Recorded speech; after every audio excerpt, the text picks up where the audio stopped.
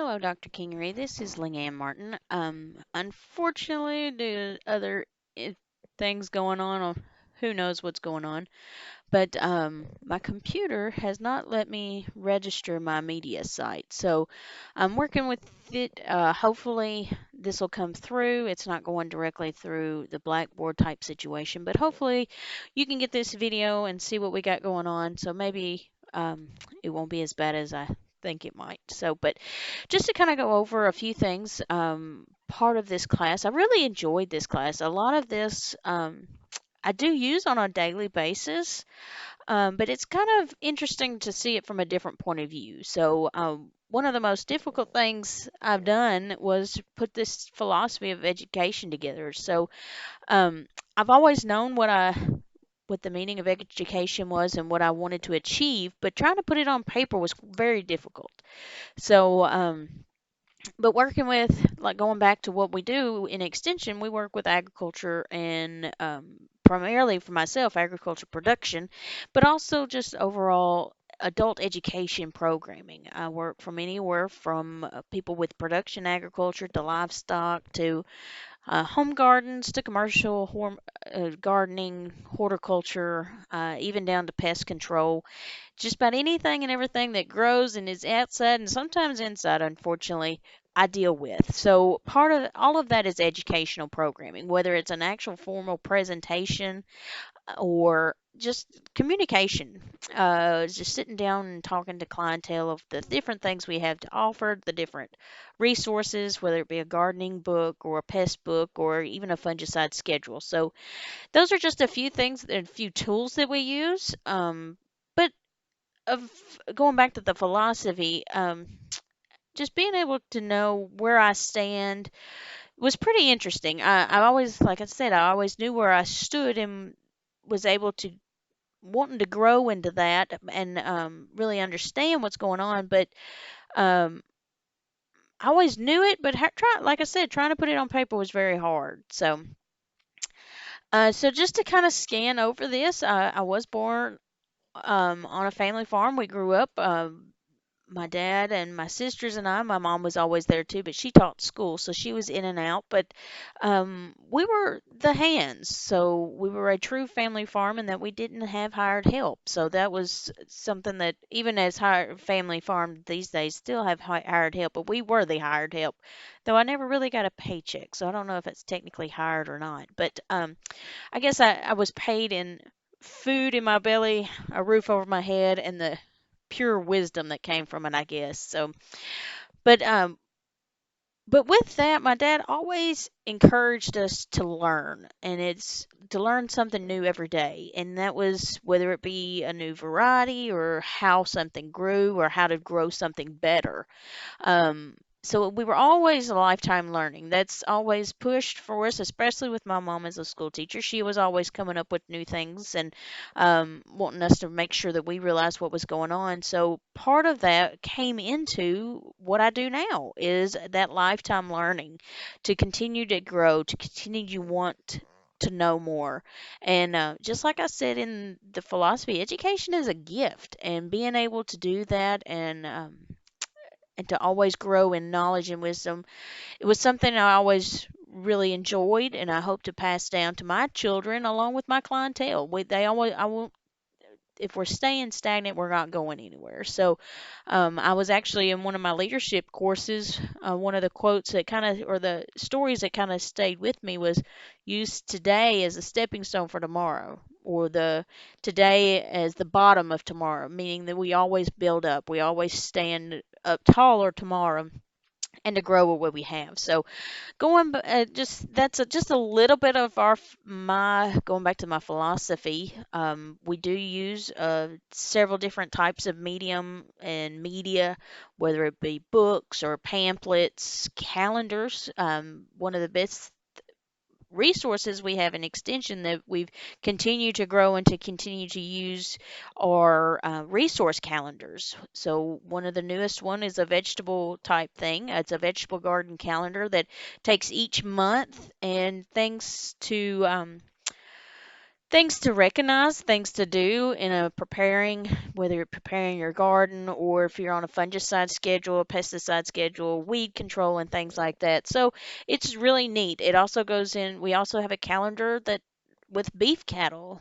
If that else that has breeding dates and gestation dates and um, things to think of, whether it be hay or fertilizing your pastures, rotating pastures, just things to think about on a month to month basis. So those are really neat, and they really help our clientele because it can be something that they use every day, every year, all the time. They can keep the same calendar. The dates may change, but for the most part, the idea stands beside it. The time of year and things like that always stay true. So um, also part of our extension program is that we always evaluate.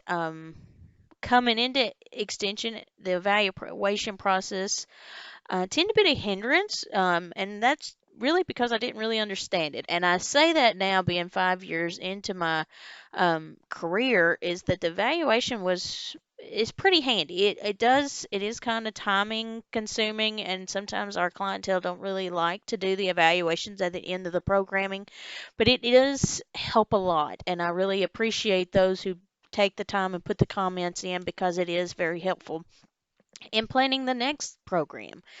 So I do evaluate. I don't do it as well as I wish I could do. I'm always thinking of different ideas and ways to make evaluations more fun because, yes, nobody really likes to fill out a paper evaluation. I don't do it like to do it myself. By the time I'm finished with the program, I want to be done with it. So try to negotiate different techniques and different strategies in evaluating our programming is something I continue to grow and continue to want to use new techniques. So that's an ongoing process. And to get the hardest thing that we have, and sometimes it's just more or less lack of time, is to see where those long-term impacts are, to go back and reevaluate and whether we resurvey or just in conversation about where that impact lied or what did they use with the knowledge that we gave them. So that's something I continue to improve, and that's something I'll probably always continue to improve because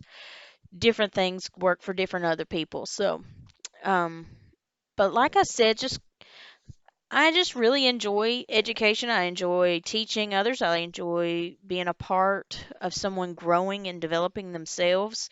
So, but I know it's just a little bit, like I said, just a tidbit about my philosophy in education. And I really appreciated you, I guess you would say, making me really sit down and think about it because it was very difficult and but I think I really truly grew and I appreciate that. So going back into when we talked about Chapter 6 being part of the FFA and things like that, when you're looking at the purpose of designing curriculum, the main purpose is to inspire growth and development. Anytime we can put a plan together to give good direction and goals to a desired outcome so that growth can happen is always the main purpose. So, with that, we always have a purpose in mind, whether it be a number of animals that were vaccinated or a number of cows that went to a fall calving herd versus a spring or some things like that that we can actually measure is a great thing when we look at purpose and curriculum programming, but some things you can't quantify, and that's it's a lot of things it's one of the challenges of extension is a lot of this growth and development. Yes, we can put a money a dollar on some things, but um, knowing that we can do our garden a little better and that our plants taste good. We can't really quantify that or that we can say that we have more pounds of tomatoes, but truly with taste and quality and things like that, it's hard to quantify. So, but any type of growth like that is really great, and we're designing that curriculum and programming to that. So, how will you implement your curriculum and program plan? A plan should be developed after a great thought. Um, after great thought, I guess. When we know what our goal is in mind, we know what that finish line is. We need to know how to get there and what is that great path to get there. Now, sometimes can be a short path, but it also one path that doesn't need to go unnoticed. We need to really implement what we want to know, make sure that they come to that final goal with all the tools that they need and all those resources they need. So my goal is to have a plan designed to where I can effectively use the curriculum and resource, and I have developed a program that meets the unique needs of my clients. Every client that walks in my doors has a unique need, and it might be a group of cattle farmers, but every one of them has something different. Different things in mind, different goals. They have different needs, different issues going on. So having a broad spectrum of curriculum and resources, but we also be able to develop a program that meets the needs of all of our clientele.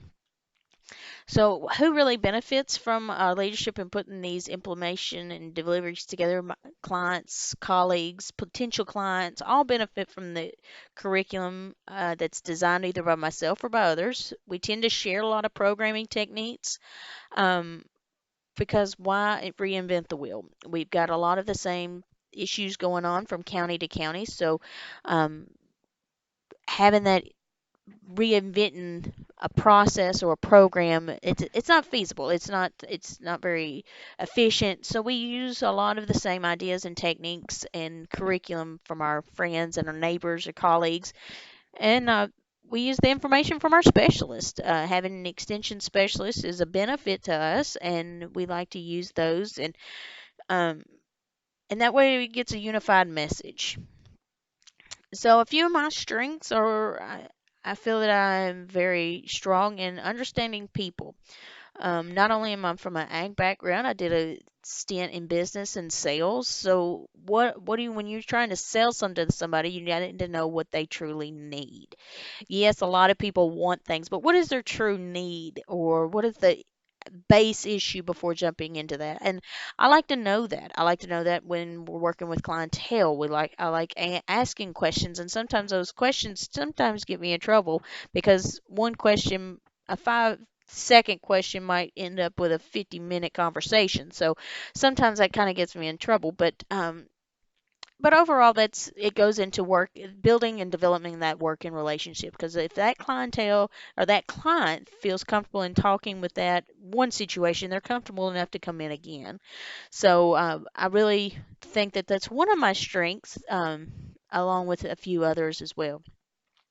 So going into this program planning survey, I did this as very generalized. I understand that we could have been putting um, more demographic type information in, and I do appreciate that, and I do add that as well. But and I would like to add that as well. I put it that way, so that would be something I would add if I was going to before I send this out to my clientele. But and also another comment that you had was need question of outside production, and I appreciate that. Mostly in this first section, I am asking ag production type questions, but I do leave a space that I'm not currently in agriculture, and that could lead to even further questions when knowing that I know that they might be into need more farm management, or they could go into wheels, they could be in succession planning, that could be any type of ag business type thing that's out of production. So that's also gives me that information that I can follow up with them as well. So I do ask how long do they involved in production agriculture, so I can know not only how much experience they have, but also what kind of grant opportunities they might be a benefit from, because there are some new beginner farm type loans and not loans but grants that I could help them with as well. So that opens that door. So this second section is something that my council is. These are just a few areas in which they think of personal and professional growth and development. Those are a few of those topics that they have brought up. So that was pretty interesting. And these, once again, it goes further than just production. It goes into personal skill and development. So um, it kind of I kind of build on these same ideas, finding a solution, specific needs or advice and things. So Question number 7: Have you participated in extension programmings before? That opens the door up as well. If they answer that no, I know immediately that I need to follow up as soon as possible to make sure that they understand what extension has and what I have to give and what knowledge we have to benefit from. So, like I said, the further we get down, the more open-ended it gets. It gives them reason and opportunity to list topics or specific questions and things like that. So, it's talking back to my advisory council. These are just, I do have an ag advisory council along with a few other smaller groups and councils that I use and committees that I use. My ag council is made up of volunteers that are mostly production agriculture, but not all of them. They do have a few ag business or farm service agencies and things like that, all represented. But I do, unlike a lot of my coworkers and things like that, I do not exercise term limits. My predecessor did, but I feel like agriculture is so busy and commitments change from year to year and from season to season.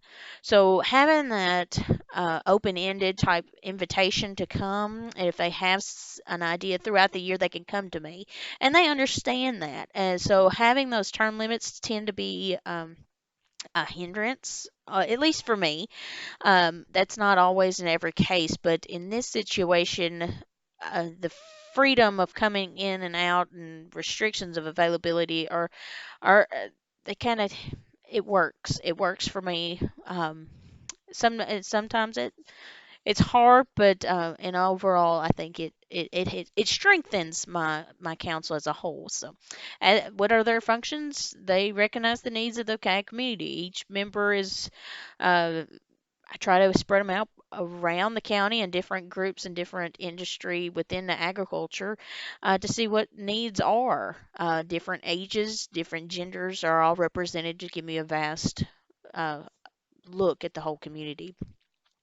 So these are just a few things. They advocate on my behalf. They help with marketing of programs, speaker ideas, and then what programs or topics that they might need or need more of. So going back to, we do evaluate, and this is one of the neatest programs I'm working with now, currently, with one of our elementary schools, is our garden project. Just to kind of, this is just a very vague picture of once we put mums in the fall. We're really excited about spring, putting in our annuals and perennials for our butterflies and our other pollinators.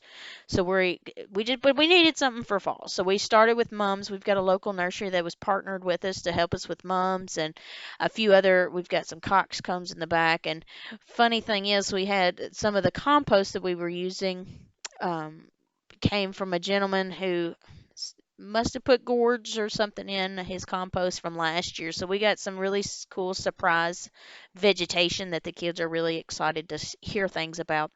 But this was a neat project. Not only was it an extension and our elementary school, but our family resource got into taking part in this. Kentucky Department of Fish and Wildlife, Kentucky Department of Forestry, USDA, Conservation, they all want a part of this. And I think it's great. And the teachers are using it, the kids are enjoying it, and then we've got so many different things and options. We're going to keep continuing to grow as spring comes and we see different things like that as well. So it's just a really neat program, and I'd love, if you'd like more information on that, I'd love to expand that on that as well. So it's really neat.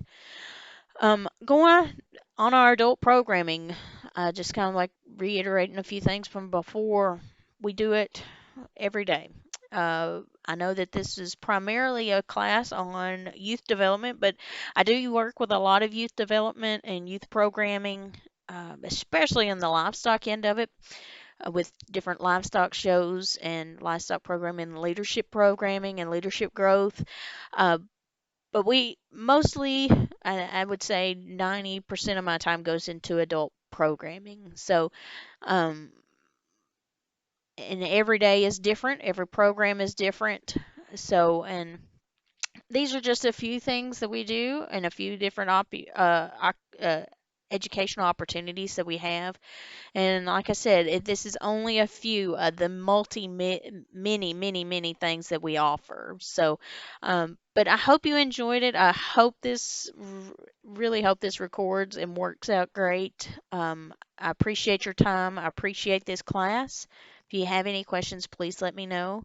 If not, I really appreciate it. Have a great day.